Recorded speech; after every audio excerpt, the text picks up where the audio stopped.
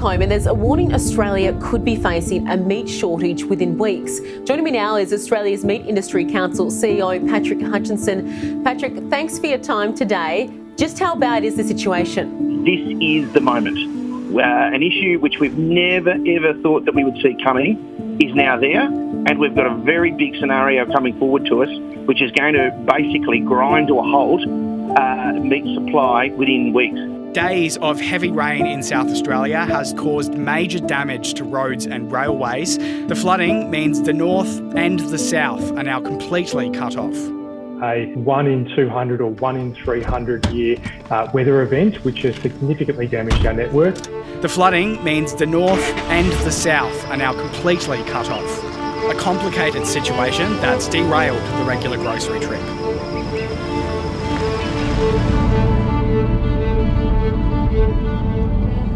Yeah, she's pretty well cleared out in stores at the moment, so hence we're heading down. It's pretty confronting probably for a lot of Australians up here, or at least Territorians at the moment.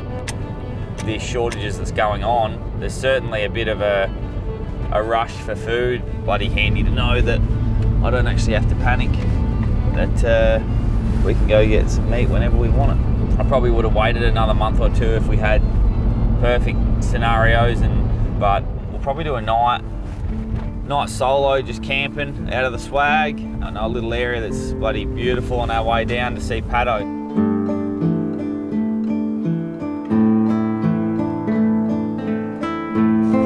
Oh mate, it's weather. Big storm front coming in, probably get wet tonight, but the wind is just making it so tolerable, this heat. I think the car's still saying it's like 37 degrees or something. I don't know if that's accurate, but there's big rain just coming in now over the escarpment. Getting out here in the bush again. Yeah, it is like a bloody reset button. You just, I don't know, your senses sort of pick up, and just your excitement of the unknown tomorrow and what we might find, and we're just chasing a bit of meat, so it's you know, not after anything too flashy, but yeah, in regards to animal condition, it's perfect time to be hunting. Like, saw a few on the drive in here and just fat as mud, and they're going to eat really well if we can find one tomorrow and get lucky.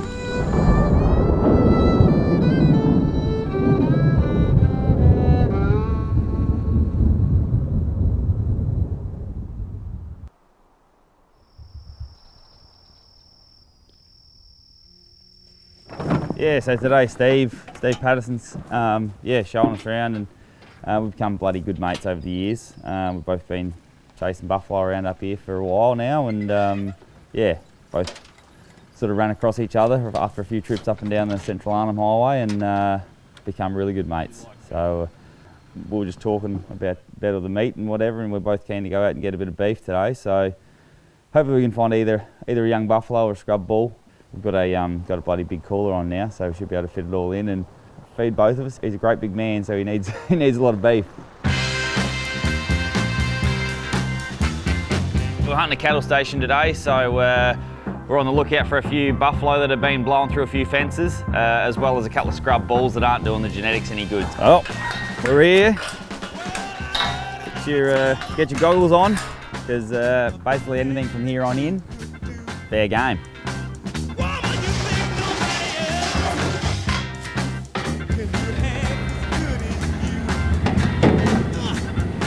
Hey Paddo, I might just run a bullet through this gun and make sure she's all soldered in and shooting sweet. If I miss, I know it's me then.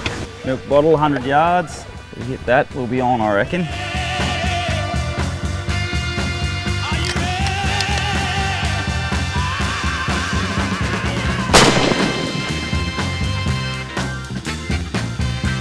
Oh, 100-yard milk bottle, mate. I won't shoot any better than that. Let's get going.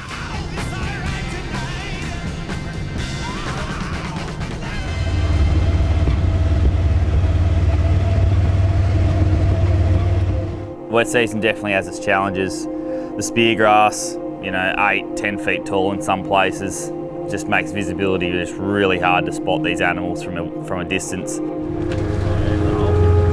I just think we've seen a bit of a scrub bull. We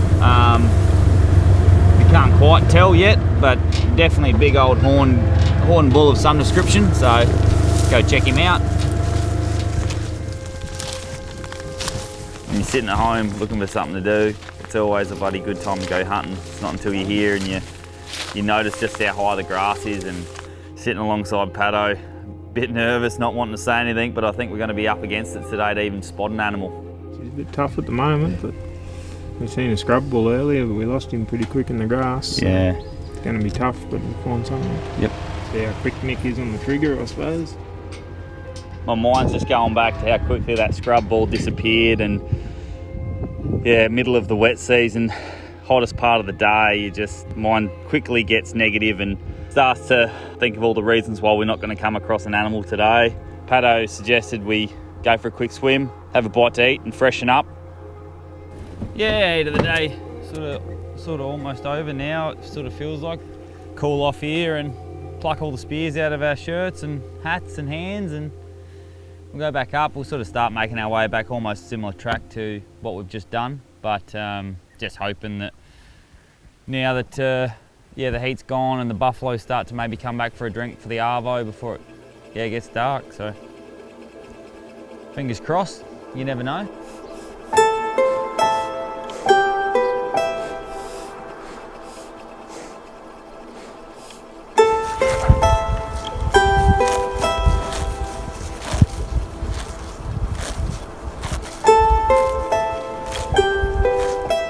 Yeah, we just spotted a couple of buffalo here on a nice little soak, little swampy area of the station. They are looking at us. They heard us coming down. We sort of are probably at the moment probably 300 metres away. Paddo's just cutting over to the right just to try and take their attention, and he'll disappear off into the sunset over there, and hopefully they go back feeding and relax a bit, and we'll get into a shooting range and yeah, fingers crossed get a good shot and see how we go. As a hunter, we spend all day or multiple days looking for these animals, and we're finally here, and you know that as soon as you put pressure on your index finger and squeeze that trigger that the hunt's essentially over, and you're torn of appreciating and watching this animal and watching its eyes and where it's looking and the birds, everything that's around you. It's like time slows down, and yeah, the reality is I can't afford to let it walk away today. We need meat, and a decision has to be made.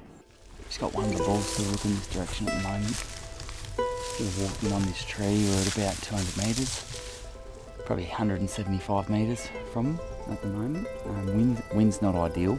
We didn't really, while you drive along in the buggy, it's a bit hard to pick up, and direction of the track that we come in on, it's not really spot on.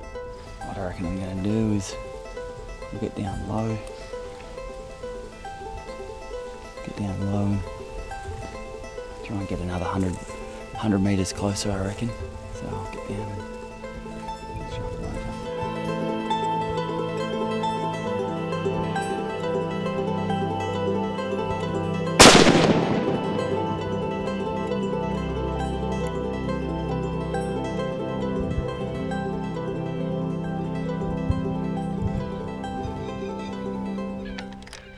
Yeah, we're coming on this swamp. Sort of one of the last swamps we were going to come to before we got back to the trailer. So it's sort of, we come in home a different way, and yeah, spotted these two bulls sort of facing straight at us. They'd heard us coming as we'd come down off that bit of a ridge, and the plan was we jump out, Paddo cuts around, sort of take their attention, and hoping that they just relaxed and went back feeding. They were sort of onto us, so we just moved in and come through this bit of wet, swampy mud, and yeah, put on a really good shot, and just shot it in the brain and killed it instantly. And yeah, it's gonna taste really good. It was super relaxed. It wasn't stressed out, so won't have any adrenaline in it. So it should be really good table fare, I think. So go and have a look at him, and yeah, get the knives out and start sorting out this meat. Well, couldn't get her any closer, mate. It's sticky. It is a bit sticky. You got me knives, thank you, mate, for getting the knives. It is.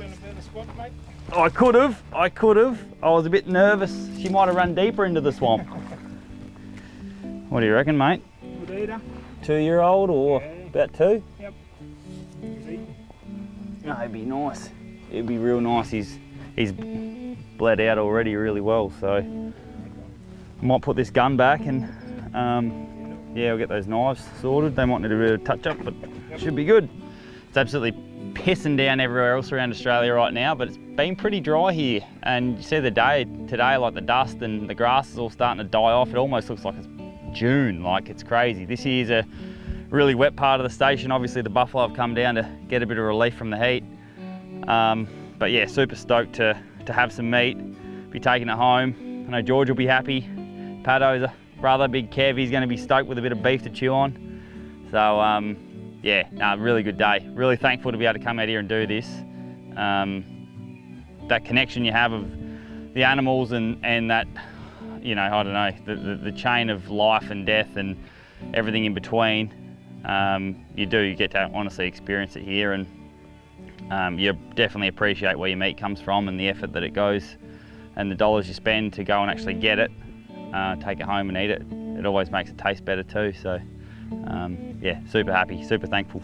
Premium, wild, grass-fed, backstrap, Scotch fillet, beautiful. It is a sensitive topic, bloody, you know, going out and hunting and cutting up animals and seeing this firsthand. It can be a bit to stomach for some that might not have been brought up this way. You know, this is what we've done as humans for tens of thousands of years, is going out and hunting, killing an animal, butchering it, cutting it up, processing this meat. And you see at the moment with the supply chain, everyone's going like, oh yeah, we don't need to hunt anymore.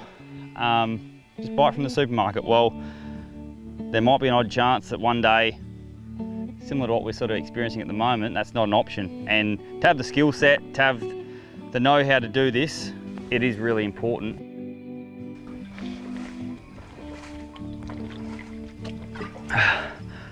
Oh, I don't know what they weigh, Paddo, but got to be getting up there. Yeah, gonna be a bit boggy getting out of here with this extra weight. Yeah. Might have me pushing, I think. It was a big day. It was a big day. We covered some Ks. I think it was close to 200 in the buggy, and it was pretty good. But early on, we saw that first scrub bull just disappear into about 8 foot of bloody spear grass. I thought, holy hell! If we didn't have to go get meat, you know, we might have bloody picked another, you know, slightly different time of year. But yeah, it was. Anyway, it was good. Worked out well in the end. Found him eventually on the swamp, and yeah, put a good shot on him, and it's been a good day. I'll be ready to go home and crack a beer, load this buggy, enjoy the spoils of the hunt.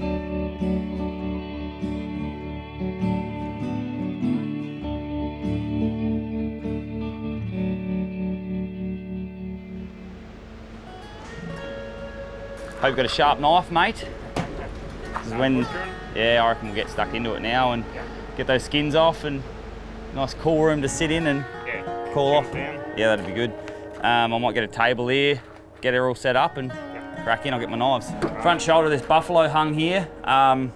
It's upside down to how I'd normally hang it, but it's just got the skin on this one side. It was pretty dusty in that last night coming home, so we decided to keep the skin on to protect that meat.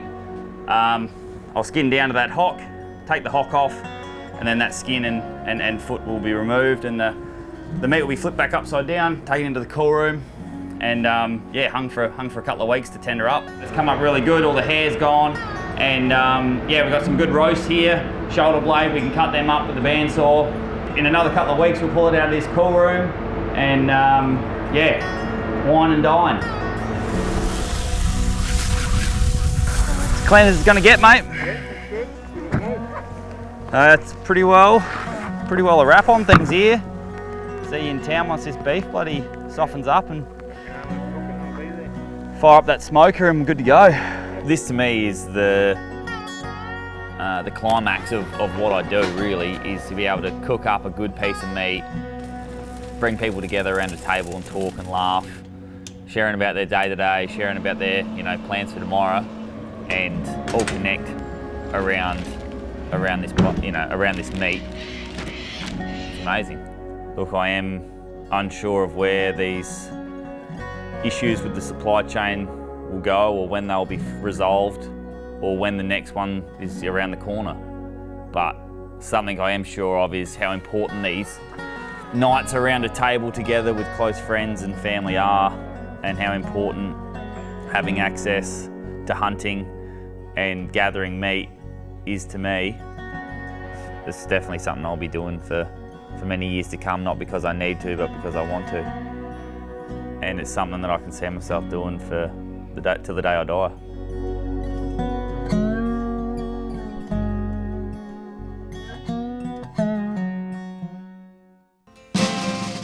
Stepped off of the train and this town may look kinda strange, kinda rough all around. You don't know what I've been through, but you better not stare, better watch your mouth, boy. Don't be a fool, no need to be scared, but you need to be aware. You think you own this town, I don't care. The emperors they bear, I'm just